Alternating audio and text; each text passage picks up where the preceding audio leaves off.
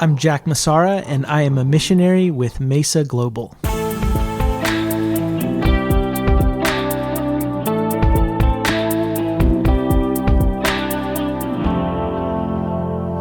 Jack Messarra, good to see you. Welcome, Jack, to Exegetically Speaking.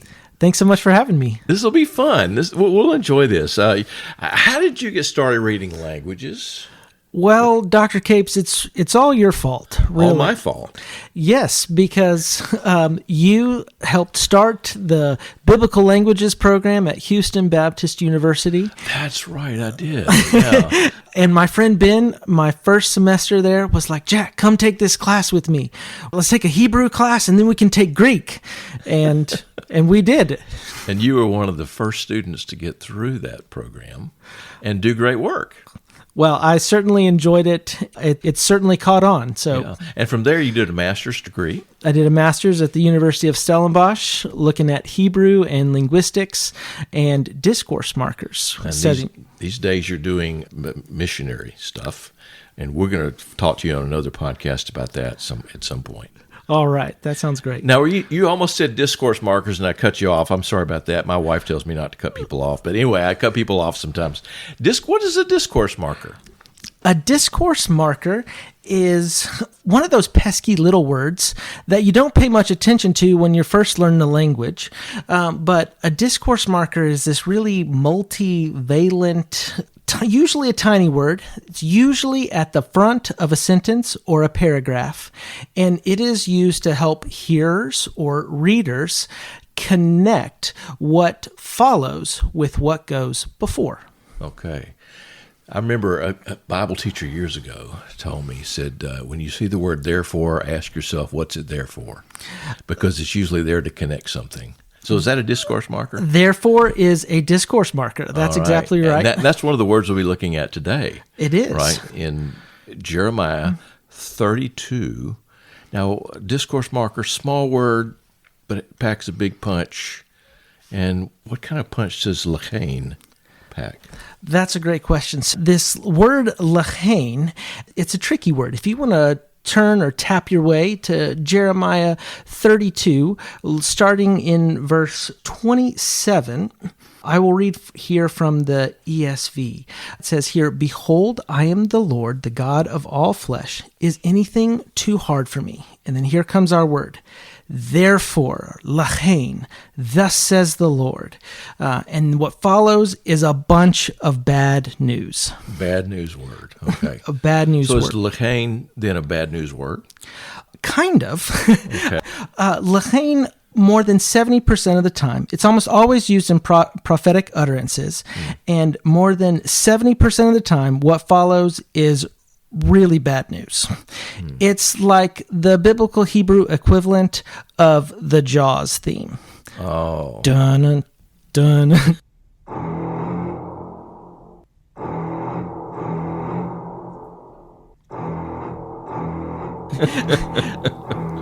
And with lachain, because the speakers, the hearers, they knew that what followed lachain was going to be very important, and they really wanted to pay attention to it. So the news being announced here is that God is saying, I'm going to give this city into the hands of the Chaldeans, into the hands of the king of Babylon, and he's going to capture it. He's going to capture it. He's going to take it over. But that's not the end of the story. Okay. Because there is another lachain. Okay. Is this announcing more bad news? Well, that's what you would think. Uh-huh.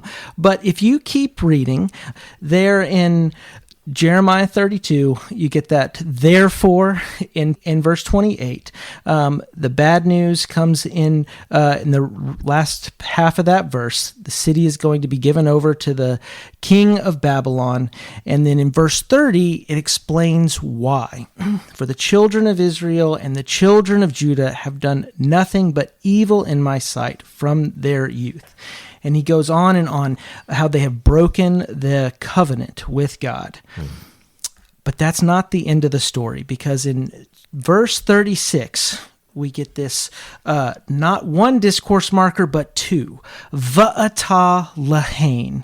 Now therefore, thus says the Lord. And At this point, because of all these discourse markers that have been piled up on top of each other, everyone around would have been sitting on the edge of their seats. They're waiting for the bad news, more bad news. Because they think more bad news is coming. And it has this heightened sense of emotion, and they are this eager expectation. But what follows is actually a really amazing promise. And what is that promise? It picks up in verse 37. Behold, I will gather them from all the countries to which I drove them in my anger and my wrath and in great indignation. And I will bring them back to this place, and I will make them dwell in safety. And then you get the covenantal formula, and they shall be my people, and I will be their God. And more of this language of new covenant. And this lachain, I think, is really cool because they were so used to hearing bad news following it, but here you get an amazing promise. So 70% of the time, did you say, bad news? About 70% of the time, it gives bad. Well, no, maybe, it might even be more. Maybe more like 80% of the time. 80%, okay. But then about 10% of the time, what follows it is this really amazing promise. And that's what we have. And that's what we have here. So the announcement of bad news precedes the promise of good news that's going to come. Yes. God will send his people into exile, but he is promising here that he will surely and certainly bring them back and restore them to him. And that's really the whole book of Jeremiah, right? Yeah, it is. God's people are going to go down into judgment. And here's the reasons why, right? There's all sorts of reasons. And here is described as they've done evil before God, and they've done nothing but provoke me to anger, by the things that they've done, etc. And yet, God, in his mercy, will carry them through that exile and bring them out on the other side. It's amazing. It's an amazing promise, isn't it? It's an amazing promise. Yeah. And there's so many wonderful promises made right here in the book of Jeremiah. Some of the ones that people often point to, but the promise of the new covenant is coming down the road too as well. A few chapters later, but... Yeah, it's this section. It's the most quoted part. Yeah, in 31 through 34. So this is really interesting. Discourse markers are these small words that cause people to, in this case, maybe catch their breath and think, oh, something bad's about to come our way. But in fact, something good is coming our way. Yes, it's this way of heightening the expectation. I think at least two things are happening here. One, there is this surety that people are going to pay attention and listen, and also this great confidence that what is about to be said is certainly going to come true.